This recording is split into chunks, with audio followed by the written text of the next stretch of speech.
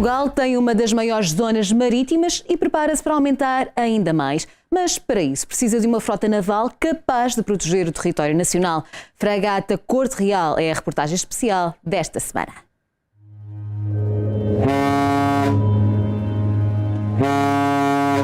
A ponte é sinal de que partiram.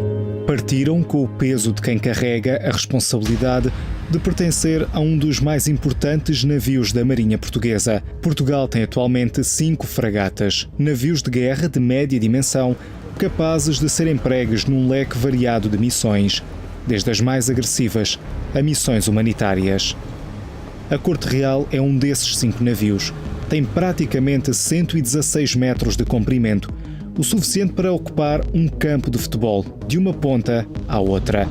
No que toca à largura, tem mais de 14 metros, uma autêntica fortaleza a cruzar mares e oceanos, e fortaleza será o termo mais adequado, já que este navio é estanque, tudo para garantir que do exterior nada entra. Sem dúvida, temos também uma proteção para a ameaça nuclear, biológica e química, que nos garante uma proteção a esse nível. Portanto, temos o que nós denominamos uma cidadela, que protege a guarnição quando tivermos uma área onde esteja essa ameaça. À semelhança da Vasco da Gama e da Álvares Cabral, também a fragata Corte Real está preparada para qualquer tipo de ameaça química ou biológica. Ou seja, o navio está completamente isolado de ameaças do exterior para o interior. Vamos ver como funciona este sistema. Temos uma primeira porta que dá acesso a uma antecâmara interior da fragata Corte Real e é esta antecâmara que prepara a entrada no navio. Só depois deste primeiro espaço é que entramos em definitivo no interior da fragata. E é esta segunda porta que garante que nenhuma ameaça passa para o interior do navio. Tudo porque a pressão aqui é muito mais elevada, ou seja, mesmo que houvesse uma ameaça no exterior, o ar passaria daqui de dentro lá para fora. São características que tornam esta fragata um navio polivalente. É de guerra, mas na história há muito mais. Ao longo dos 26 anos, muitas foram as missões humanitárias. Exatamente, a Corte Real tem história. É um navio que tem, nos 26 anos, já teve emprego em várias operações, onde destaco da crise da ex-Jugoslávia, nos anos 90. No final dos anos 90, a Operação Crocodilo, de evacuação de cidadãos nacionais. Mais recentemente, há 10 anos, na operação contra a pirataria na Somália. Teve também na operação contra terrorismo depois do ataque às Torres Gêmeas de Nova Iorque. Mas nem só no estrangeiro se fez missão. Recentemente, as chuvas na Madeira deixaram todos colados ao ecrã. Derrocadas, o Funchal destruído, famílias isoladas. Rapidamente, a fragata se pôs no oceano, saiu da base naval de Lisboa para acudir aos portugueses que viviam horas aflitivas. Há 10 anos, quando foi as inundações na ilha da Madeira e na cidade de Funchal, que a Corte Real foi empregue e é outra capacidade que o navio tem, que é a ajuda humanitária, de poder providenciar as primeiras ajudas à população. E foi isso que foi feito em 2010. Portanto, é um navio que já tem muita história, além dos exercícios nacionais e internacionais onde esteve. Walter Almeida é o comandante da Corte Real há sensivelmente 1 ano e meio. 18 meses mais calmos, se em mente tivermos os tempos passados. E para isso, basta recuar uma década, a 2009. Nesse ano crescia uma guerra nova para a qual ninguém estava preparado, nem mesmo a mais moderna esquadra. Os piratas ao largo da Somália não davam tréguas.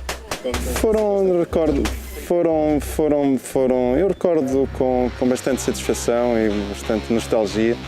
Foi a primeira vez que a NATO, as forças da NATO, foram empregues em operações contra a pirataria. E a Marinha e Portugal teve o privilégio de comandar essa operação. O almirante português foi comandante dessa operação pela primeira vez e a Corte Real foi o navio-chefe. Portanto, era tudo novidade nesse ano e quando chegamos à área de operações, que é no Índico, portanto ali à volta da Somália, do Golfo de Aden, deparamos numa situação de crise, onde a navegação mercante, e só para terem uma ideia, a navegação mercante são 70% da economia que chega à Europa, passa por aquela área, estava a ser alvo de constantes ataques vindos de terra, de o que nós denominamos piratas, mas não é o pirata do século XV, são pessoas que podem ser pescadores de manhã e à tarde fazem estes ataques. Quando cometem esses ataques e estão a bordo dos navios, pediam resgates bastante elevados. Portanto, foi uma operação bastante desafiante, mas no final foi com muita satisfação, porque aquele sentimento contribuímos para o bem da humanidade. Portugal chefiou durante vários meses a missão da NATO na Somália e Golfo de Aden. Foi um dos primeiros navios a interceptar piratas. Hoje, o reconhecimento não passa despercebido. Portugal pode não ter a capacidade de projetar meios como outros membros da Aliança Atlântica, mas ao longo dos anos tem demonstrado que é capaz de chefiar e de garantir a segurança, seja em que teatro for. Sem dúvida, o reconhecimento e a credibilidade que a Marinha tem internacionalmente. Só tendo esta credibilidade é que a NATO dá as funções a um almirante português e a um navio português de estar nessas funções, e a credibilidade internacional e na NATO que a Marinha tem é significativa, e este é um exemplo. Para isso são precisas semanas intensas de treino. Aproveitar a paz para treinar o mais intenso dos conflitos, porque nunca se sabe o que a imensidão das águas esconde. Todas as estações aqui à AW, neste momento o panorama aéreo está todo esclarecido, exceto uma aeronave suspeita por não ter IFF, que se encontra pelo azimuth norte, neste momento à distância de 85 milhas em aproximação. Time on top, 7 minutos. Em cenários de guerra, tudo é possível. A fragata tem agora 7 minutos para se preparar para um possível ataque aéreo. Cada lugar começa a ser ocupado. A tensão aumenta. Neste momento vocês estão no centro de operações. Este é o centro nevrálgico, um dos centros nevrálgicos de comando e controle do NRP Corte Real. É aqui que basicamente nós fazemos a gestão de todos os ambientes de ameaça convencional e não convencional das chamadas áreas da guerra tradicional, seja ameaça seja aérea, de superfície e subsuperfície. É no centro de operações que cada movimento em torno do navio é observado. Uma panóplia de radares, câmaras e monitores multiplicam os olhos de cada militar. Nada pode escapar. Este espaço está vocacionado maioritariamente para o que nós chamamos a batalha externa. A nível de um navio e no cumprimento da sua missão, dividimos principalmente em duas áreas, a batalha externa e a batalha interna, sendo a batalha interna tudo o que é feito ao nível do navio sozinho. A batalha externa está virada para integrar todas estas ameaças, efetuar a defesa tanto do navio isolado como um navio integrado numa força. É para isso que nós estamos treinados e certificados e vamos integrar a força, uma das forças naval permanentes da NATO já no segundo semestre. Mas de regresso ao ataque que está cada vez mais iminente, o pior confirma-se. Vamos classificar esta aeronave como hostil. Tempo para reagir e evitar danos de maior. Ok, então estações aqui à AW, está em gauge para ambas as armas, está em seguimento do nosso tiro. Sr. Comandante, vou defender o navio. Sperra alerta! Alerta! Fogo! Uma defesa que se revela infortuita e o pior aconteceu mesmo. Um míssil atinge o navio. Atenção, agarra! Aqui, a prioridade vai continuar a ser a defesa do navio, evitar que novos ataques tenham sucesso, mas nos corredores a azáfama é cada vez maior. Conter os danos é agora a prioridade.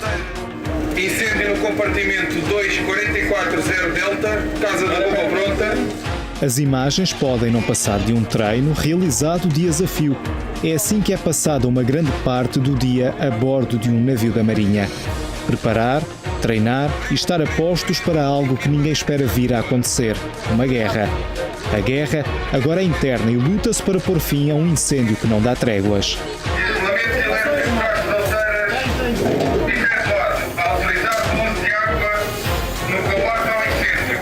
As máscaras colocadas na cara são o sinal de que é preciso proteger a própria vida. As chamas podem alastrar-se e todos devem estar salvaguardados. No centro de comando, observa-se ao pormenor o avanço do fogo. Incêndio extinto, incêndio extinto. É aqui neste centro de comando que controlamos e dirigimos toda a batalha interna existente no navio, nomeadamente incêndios, combate a alagamentos, combate a sinistros, combate, seja tudo o que houver aqui internamente, é aqui neste centro de comando que é gerido. Ferido, equipa médica atua. Comparece no destacamento LA da máquina. Aqui todos são polivalentes, assumem as funções que for necessário. Cada um sabe o que fazer em caso de alarme. A equipa que vai prestar os primeiros socorros é a mesma que durante o dia prepara as refeições a bordo. Mas um bocadinho, calma. Calma. Está a sair? Já saiu. Está bom. Mas se necessário for, o navio está equipado com uma enfermaria capaz de prestar os cuidados primários. Um desafio para o enfermeiro João Batista. É assim, basicamente temos tudo o que temos numa primeira intervenção no hospital, portanto, sinto-me perfeitamente confortável com tudo o que tenho aqui. O pior já passou, o treino foi completado com sucesso. Tempo de regressar à normalidade. A fragata Corte Real, à semelhança dos navios da mesma classe, tem uma característica que a torna única.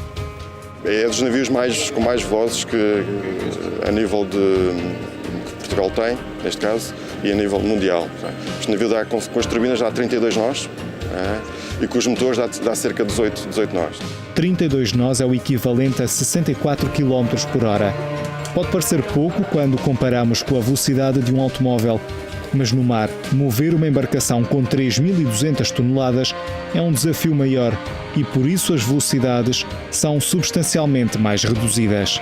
Este navio, primeiro de tudo, como é um navio de maiores dimensões, envolve uma outra preparação, diferente dos de menor comprimento, e é sempre necessário fazer um plano de navegação e o navio deve manter sempre o seu posicionamento sobre este plano de navegação. A minha responsabilidade é preparar esses planos de navegação e propor ao comandante do navio. Em 26 anos, a Corte Real já navegou mais de 35 mil horas, qualquer coisa como 4 anos a navegar continuamente. No que toca à distância, já percorreu 430 mil milhas náuticas, o suficiente para dar 20 voltas ao mundo. Por estes convés passam diariamente perto de 180 militares, um número que pode ser superior ou inferior em função da missão a realizar. Mas seja qual for a razão que leva estes militares ao mar, há um setor que não muda, a cozinha. Aqui, em tempos de paz ou guerra, preparam-se todas as refeições.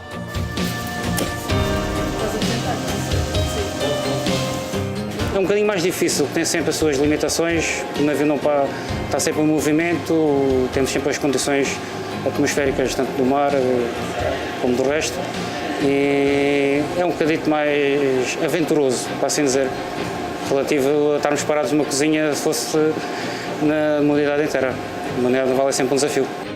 Um desafio que o Cabo Conceição cumpre com orgulho. Agradar a quase 200 militares não é tarefa fácil, mas há um prato que acaba por ser consensual. Normalmente é sempre um prato de carne, que é sempre o que a malta mais gosta. O peixe, como veio o velho ditado, o peixe não puxa carroça. Mas é sempre o prato da carne, no modo geral, que a malta gosta sempre mais. Aqui o trabalho funciona em regime de quartos, ou seja, cada militar trabalha 6 horas, seguidas de 6 horas de descanso, novamente 6 horas de trabalho e 6 horas de descanso, completando assim as 24 horas do dia. O navio é quase autossuficiente. Consegue transformar água salgada em água doce. Os esgotos são tratados antes de lançados ao mar. Tudo para aumentar a autonomia do navio. Completamente abastecido, pode fazer 4.100 milhas, quase 6.600 quilómetros sem ir à terra. O olhar de cada homem, de cada mulher, está quase sempre no infinito. Garantir que nenhuma ameaça surge é a principal missão. Mas por muito avançada que a tecnologia seja, os radares têm limites. Os olhos, ainda que mecânicos, não chegam a todo lado. E é aí que entra um dos últimos trunfos, uma cartada sempre pronta a jogar.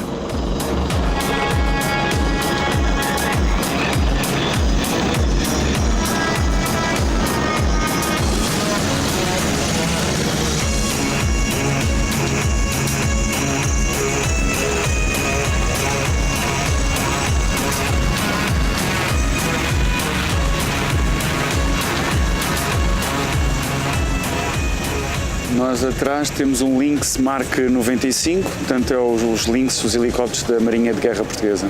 O helicóptero é um helicóptero orgânico. Chamamos helicóptero orgânico quando pertence ao navio, quando opera a partir do navio.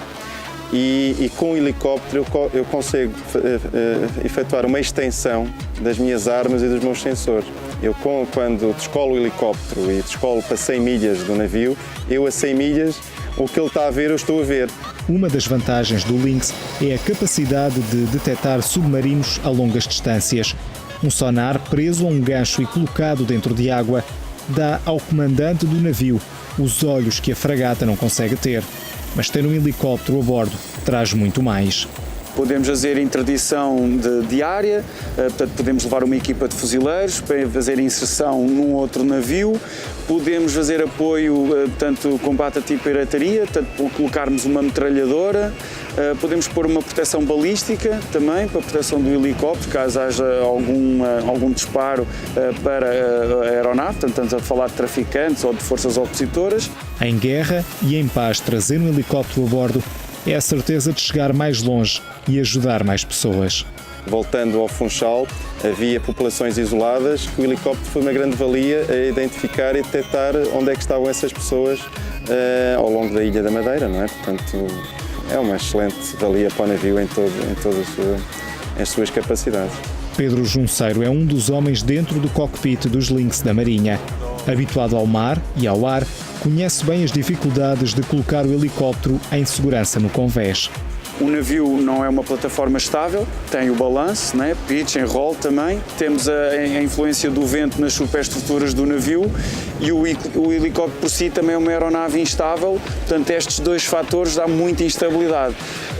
Agora, qualquer piloto naval, o auge é exatamente a aterragem nos navios. Aí é que se distingue um piloto naval de um piloto civil que voa e aterra em aeródromos em terra. O helicóptero pode permitir ver que ameaças estão à distância, mas se essa ameaça se confirmar, cabe ao navio garantir a sua própria defesa. Para isso está equipado com um sistema de armamento que passa, por exemplo, pela utilização de artilharia de curto alcance, 2 conjuntos de lança-torpedos, uma peça de artilharia pesada para combate próximo e outra de muito curto alcance, usado, por exemplo, no combate à pirataria. Esta arma é o sistema Seawiz Phalanx, é uma arma de defesa própria, é chamado o último recurso na defesa do navio. Sendo o último recurso, é preciso reagir rapidamente. Por norma conseguimos carregar 1000 munições aí no espaço de 12 minutos, aproximadamente. Desde o tempo que é feito o aviso para efetuar o carregamento, até ao tempo que os homens vêm cá para cima, fazem os preparativos todos, iniciam o carregamento, posicionam as munições, que é o que está a ser feito agora neste momento. O carregamento propriamente dito já foi feito e neste momento estão a posicionar as munições na posição de disparo. O alcance da arma são cerca de 2000 jardas, aproximadamente 1800 metros. Tem uma capacidade para cerca de 1550 munições. Dá para pouco tempo, porque esta arma tem um ritmo de fogo para alvos aéreos de 4500 por minuto e para alvos de superfície de 3000 por minuto. O controle da Phalanx, à semelhança de quase todas as armas, é feito no centro de operações, sempre sob ordem do comandante do navio.